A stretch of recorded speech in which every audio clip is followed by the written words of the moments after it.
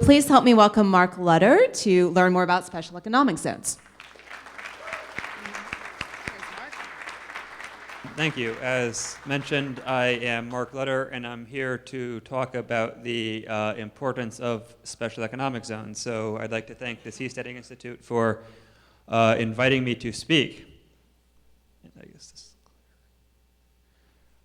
I'd like to start with this image.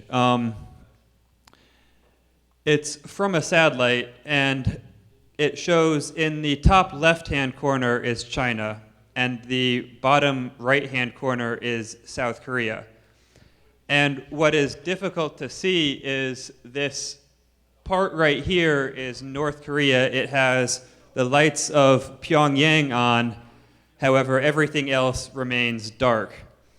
And this picture is interesting because it speaks to one of the fundamental questions of economics, which is, why are some countries rich and other countries poor?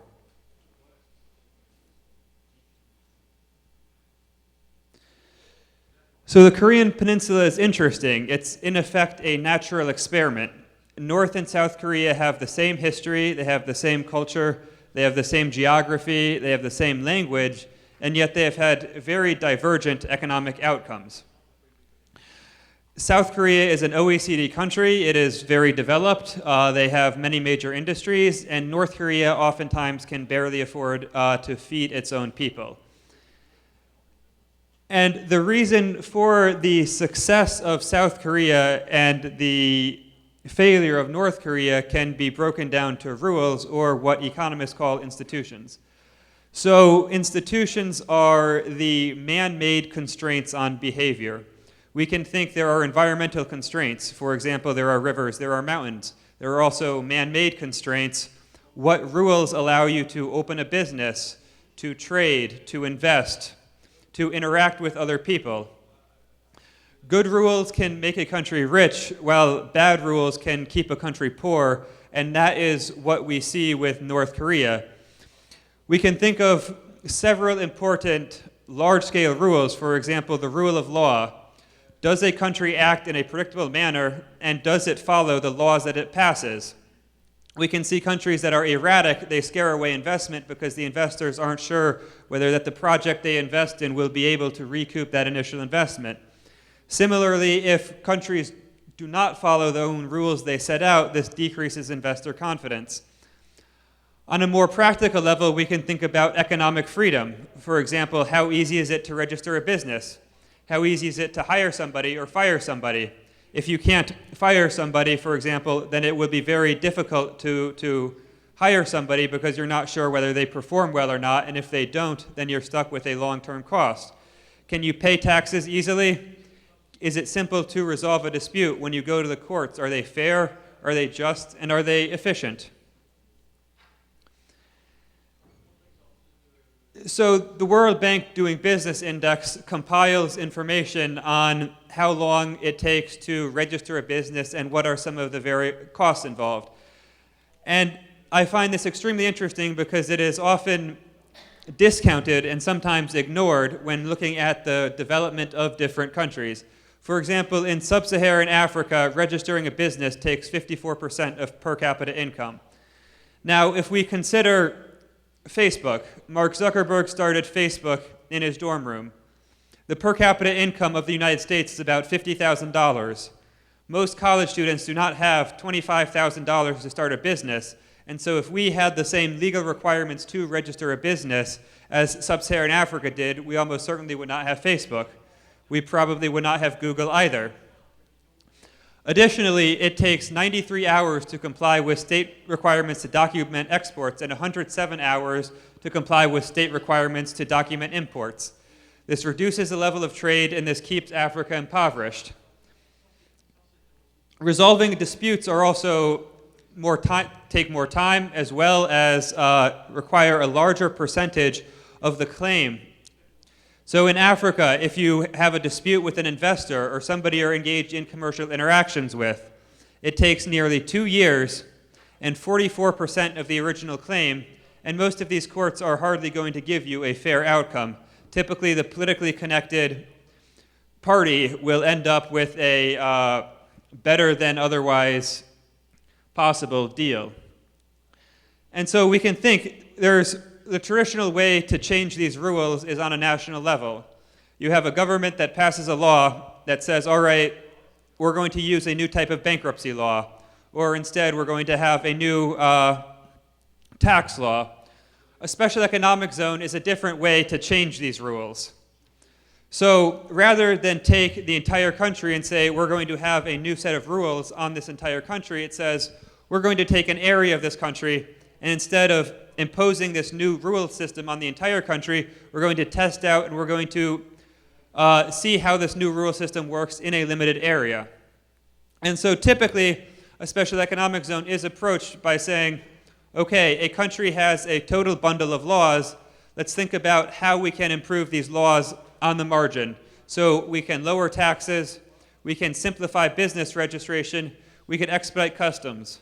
These are some of the typical examples that special economic zones use in order to attract business and generate wealth. For a brief history of special economic zones, we can see the first one started in 1959 in Shannon, Ireland. And if Tom Bell is in the room, thank you for this graph. He's over there. And what happened was international flight was getting more efficient.